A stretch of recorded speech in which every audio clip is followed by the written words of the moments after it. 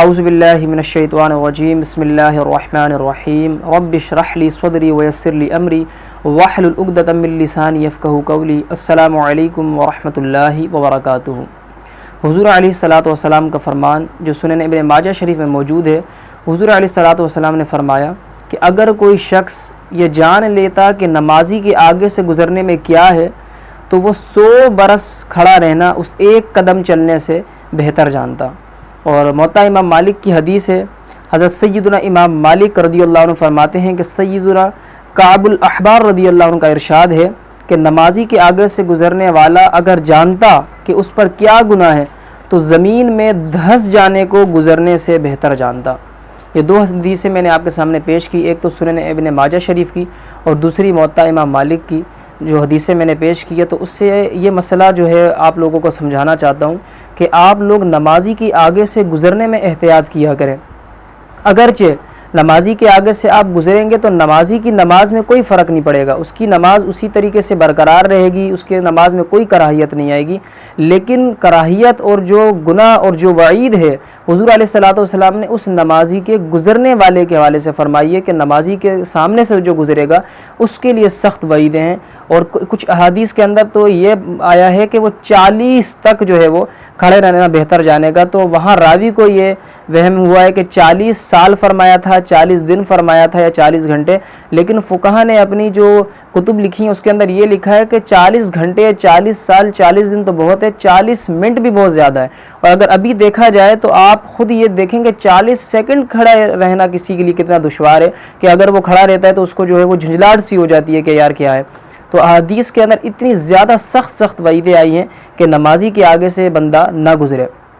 اور دوسرا مسئلہ یہ بھی میں آپ کو اس میں سمجھاتا چلوں کہ اگر کوئی شخص ایسی جگہ نماز پڑھ رہا ہے کہ جہاں جو ہے وہ نمازی کے آگے سے گزرنا ہی پڑے گا، جیسے کہ آج جمعۃ المبارک ہے، جمعۃ المبارک کے اندر زیادہ تر لوگوں کا جو رجحان آج کل بنا ہوا ہے وہ یہ ہے کہ وہ سنن نہیں پڑھتے، زیادہ تر جو ہے وہ میں یہ کہ اس لیے کہہ رہا ہوں کہ آپ لوگ خود بھی جانتے ہیں کہ کیا آج کل رجحان ہے،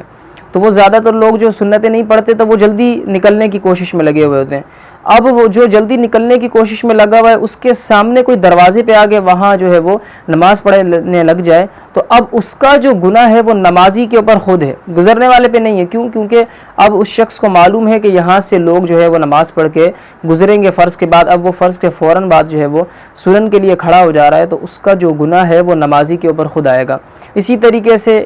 اگر کوئی اور جگہ ہے، کوئی اور راستہ ہے کہ وہاں جو ہے وہ نمازی نماز پڑھ رہا ہے لیکن وہاں گزرنے کا جو ہے وہ دوسری جگہ موجود ہے، یعنی ایک جگہ نمازی پڑھ رہا ہے تو دوسری جگہیں موجود ہیں، تو اب وہاں سے اگر کوئی شخص اس کے آگے سے گزرے گا تو پھر اب وہ نمازی گناہ گار نہیں ہوگا بلکہ وہ گزرنے والا گناہ گار ہوگا۔ کیونکہ اب وہ جگہ موجود ہے گزرنے کے لیے۔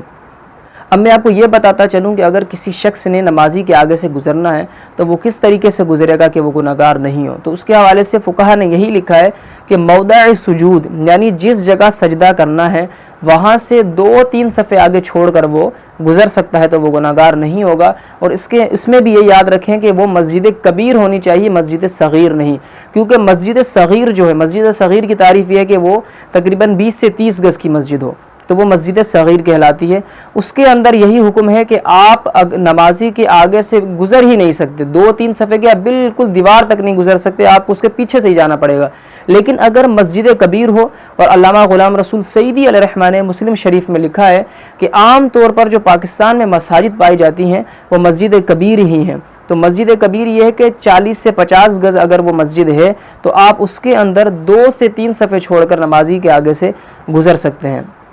اور پھر بھی میں یہ مسئلہ عرض کر دیتا ہوں کہ نمازی کی نماز میں کوئی خلل نہیں ہوگا۔ یہ جو بھی وعید آئی ہیں حدیث کے اندر یہ نمازی کے آگے سے گزرنے والے کے حوالے سے آئی ہے، نہ کہ نمازی کی نماز میں کوئی خلل ہوگا۔ میں اللہ تبارک و تعالی سے دعا کرتا ہوں کہ اللہ تبارک و تعالی ہم سب کو مسئلے سمجھنے کی توفیق عطا فرمائے اور زیادہ سے زیادہ دین کی طرف راغب ہونے کی توفیق عطا فرمائے۔